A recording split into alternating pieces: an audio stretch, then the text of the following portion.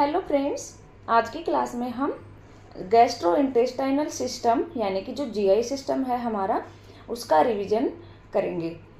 इसमें हम बिल्कुल शॉर्ट में रिवीजन करवाएंगे एंड इसमें इम्पोर्टेंट जो टर्म्स हैं एंड कुछ साइंस होते हैं जिनको हम जीआई सिस्टम में यूज करते हैं एंड जो इम्पोर्टेंट पॉइंट्स हैं उनके बारे में डिस्कस करेंगे। क्लास स्टार्ट करते हैं। फर्स्ट इसमें हम देखते हैं मर्फी साइन, जो कि एक्यूट कोलिसिस्टाइटिस में देखने को मिलता है।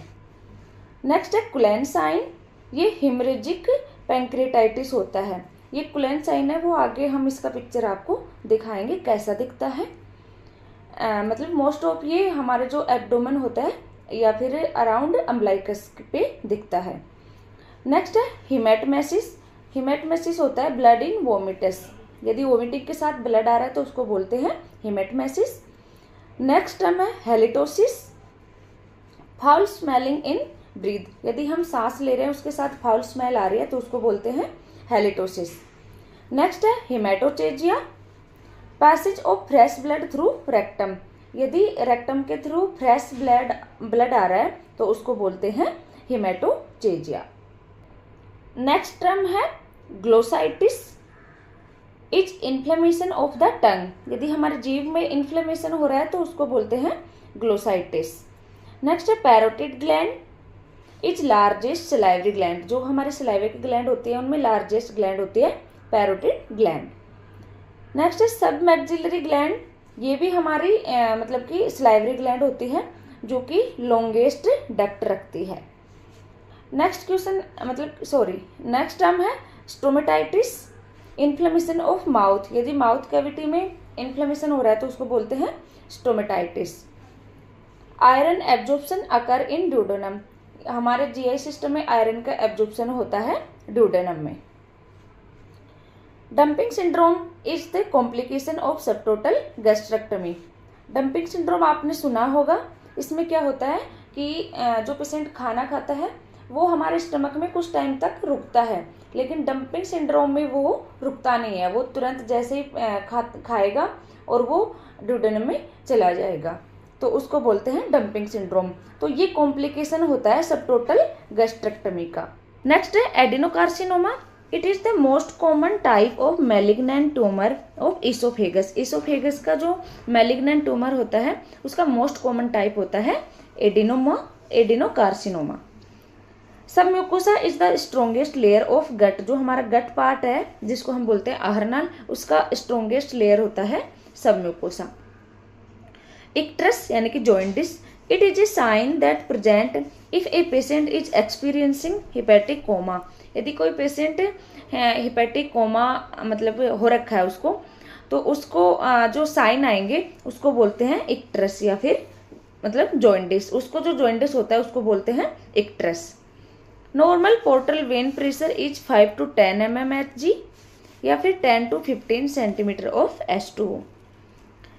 यदि AST ALT से ज़्यादा होगा तो वो मतलब कौन सी डिजीज में दिखता है? सीरोसिस में, लीवर सीरोसिस होता है उसमें AST जो एस्पार्टेट एमिनो ट्रांसफेरेज होता है वो एलेनिन ट्रांसफेरेज से ज़्यादा हो जाएगा।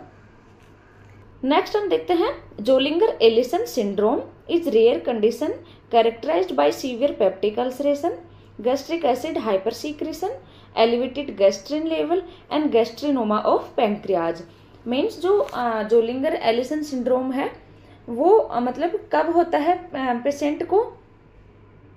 यदि सीवियर पेप्टिक अल्सरेशन हो जाए, गैस्ट्रिक जो एसिड होता है वो बहुत ज़्यादा सीक्रेट होए, या फिर गैस्ट्रिन लेवल है जो गैस्ट्रिन हार्मोन होता है वो बहुत ज़्यादा एलिवेट हो जाए उस टाइम पे, या फिर गैस्ट्रिनोमा ऑफ पैंक्रियाज, इन सभी कंडीशंस को मिला के बोलते हैं जोलिंगर एलिसन सिंड्रोम। नेक्स्ट हम देखते हैं GERD के क्लासिकल साइंस। उसमें होता है heart burn, regurgitation and dysphagia. Heart burn होगा मतलब छाती में दर्द होगा, रिगर्जिटेशन की वोमिट करने का जी करेगा, एंड डिस्फेजिया यदि वो कुछ खाने की कोशिश कर रहा है पेशेंट तो उसको खाते टाइम पेन होगा। तो ये होते हैं GERD के क्लासिकल साइंस। नेक्स्ट हम देखते हैं rebound tenderness at the McBurney point occurs in appendicitis. जो अपेंडिसाइटिस होता है उसमें मैकबर्नी पॉइंट पे रीबाउंड टेंडरनेस फील होता है। It is also called Bloomberg science, ये इंपॉर्टेंट है।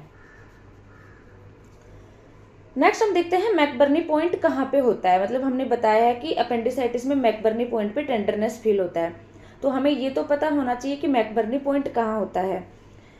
McBurney point is located in right lower quadrant of abdomen. It is situated at 1/3 of the distance from the anterior superior iliac spine to the umbilicus navel. जो हमारा naval होता है वहाँ पे। तो मैं इसमें आपको हमारे जो 9 क्वाड्रेंट्स होते हैं वो मतलब बताती हूँ कौन कौन से होते हैं।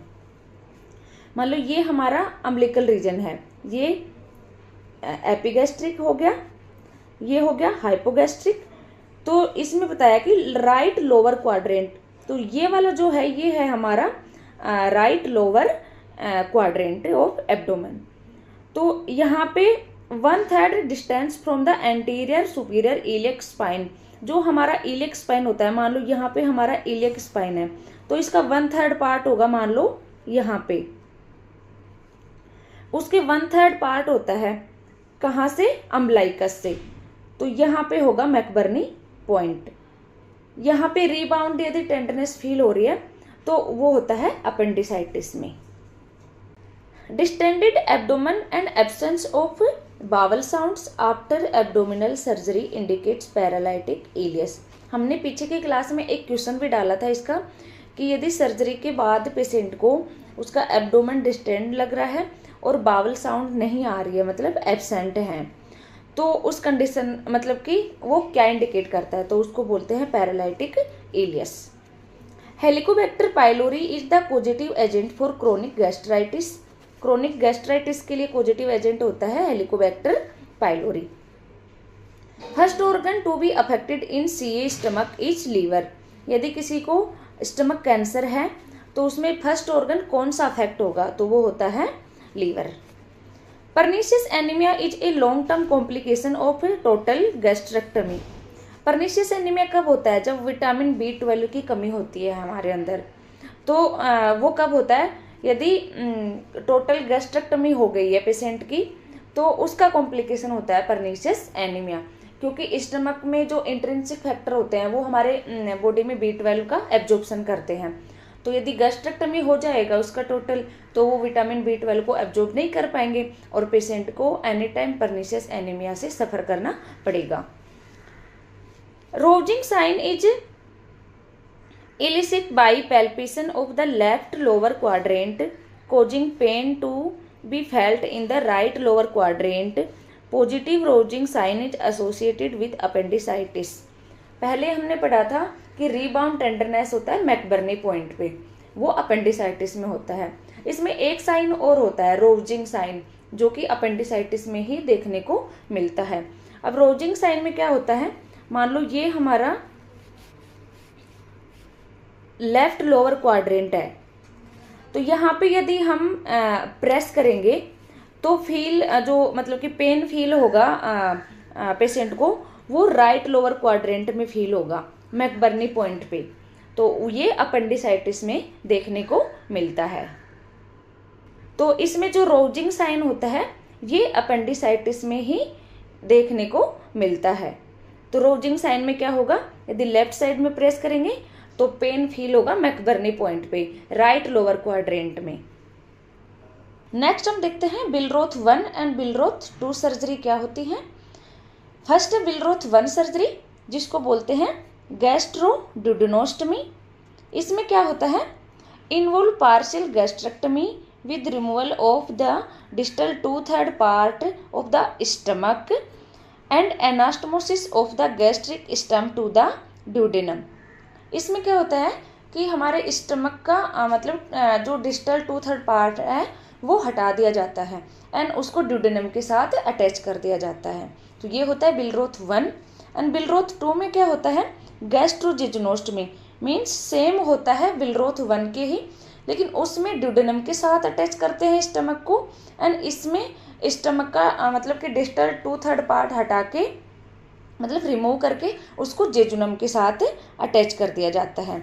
Involve partial gastrectomy with removal of the distal 2/3 of the stomach and anastomosis of the gastric stump to the jejunum, means उसमें डिडोनम के साथ जोड़ दिया एंड इसमें जेजुनम के साथ, तो इसमें ये डिफरेंस है। इन्फ्लेमेटरी बावल डिजीज जिसको बोलते हैं IBD is an autoimmune disease include Crohn's disease and ulcerative colitis. जो IBD होता है इन्फ्लेमेटरी बावल डिजीज, वो 2 डिजीज से मिलके बनता है, Crohn's disease and ulcerative colitis. In disease को हम जब गैस्ट्रो की मतलब कि स्पेशल क्लास लेंगे उनमें डिस्कस करेंगे। नेक्स्ट है Grey Turner sign and Cullen sign are sign of pancreatitis. जो हमने पीछे बताया कि कुलेन साइन होता है एंड इसमें एक साइन हो रहा है टर्नर साइन, ये दोनों साइन पैंक्रियाटाइटिस में देखने को मिलते हैं। नेक्स्ट इसमें हम देखते हैं मलिना क्या होता है। It's dark tarry stool containing occult blood, it is associated with the upper GI bleed. Means यदि हमारे अपर GI ट्रैक्ट में ब्लीडिंग हो रही है तो स्टूल के साथ ब्लीडिंग आएगी। मीन्स ओकल्ट ब्लड, बिल्कुल ब्लैक कलर का, यदि ब्लड ओकल्ट हो जाता है एक जगह इकट्ठा हो जाता है तो वो ब्लैक कलर का बन जाता है, तो यदि वो स्टूल के साथ आ रहा है तो उसको बोलते हैं melena. A barium enema is use to determine narrowing of obstruction of the colonic lumen. यदि कोलोनिक ल्यूमन में ऑब्स्ट्रक्शन हो रहा है एंड वो मतलब कि उसकी नैरोविंग को यदि हम डिटरमाइन कर रहे हैं तो उसको हम किससे चेक करते हैं, बेरियम एनिमा से। Clay colour stool indicates the sign of obstructive jaundice, ये ऑब्स्ट्रक्टिव है। Obstructive jaundice, clay coloured stool होता है वो ऑब्स्ट्रक्टिव जॉइंटिस को इंडिकेट करता है। Hirschsprung disease is an aganglionic disease, it is a congenital defect of the intestinal tract which cause inadequate motility.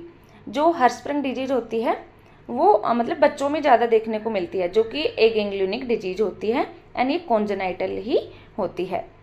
इसमें क्या होता है कि जो गट की मोटिलिटी होती है वो प्रॉपर नहीं होती है।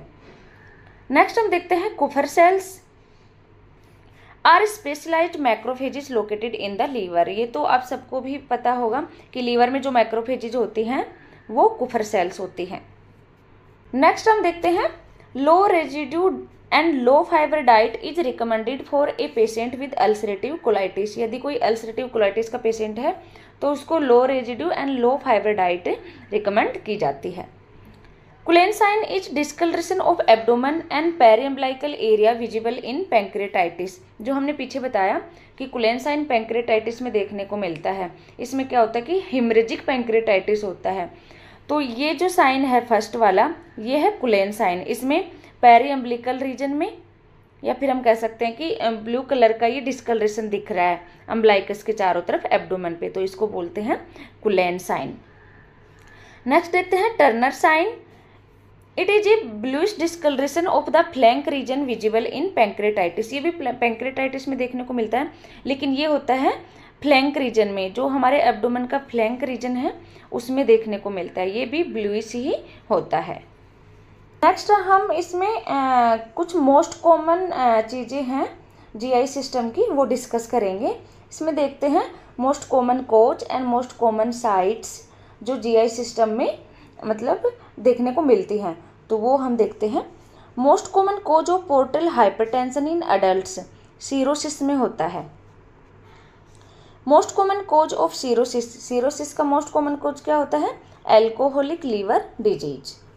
Most common cause of diarrhoea in children of age 6 to 24 months rotavirus, rotavirus से बच्चों में डायरिया जनरली देखने को मिलता है।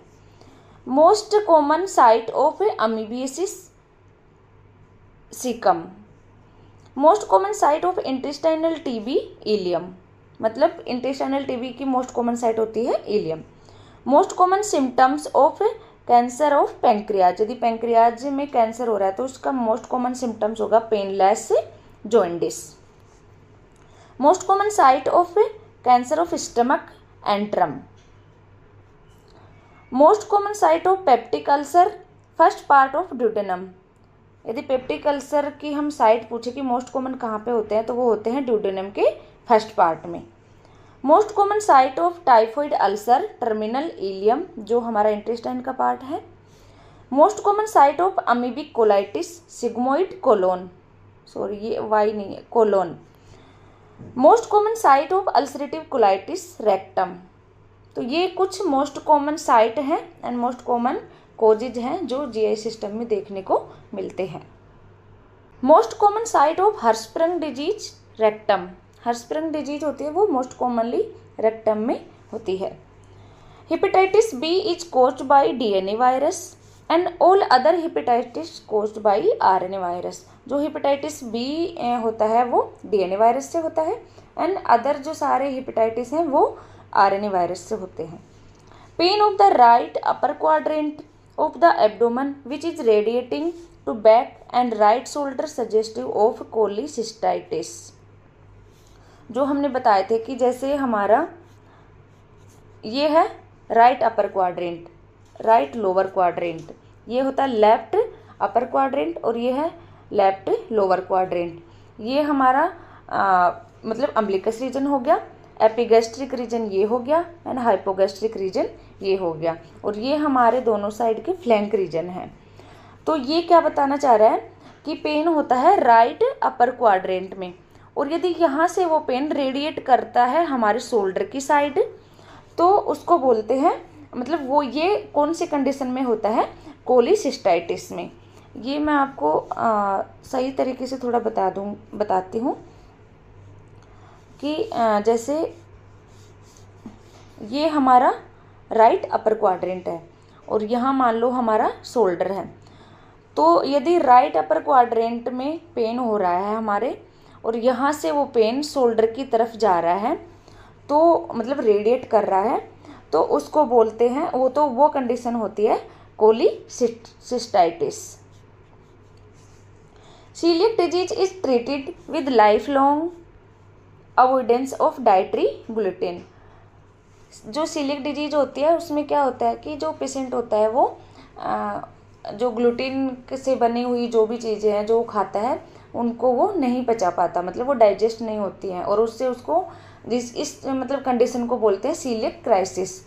तो वो मतलब ग्लूटेन फ्री डाइट लेगा। यदि उसको सीलियक डिजीज से बचना है, ट्रीट करना है तो उसको ग्लूटेन फ्री डाइट लेनी होगी। मतलब जैसे गेहूं हो गया, जो हमारी चपाती बनती है वो जनरली गेहूं से बनी खाते हैं हम, तो गेहूं से बनी हुई वो कोई भी चीज़ नहीं खाएगा क्योंकि गेहूं में वो ग्लूटेन होता है।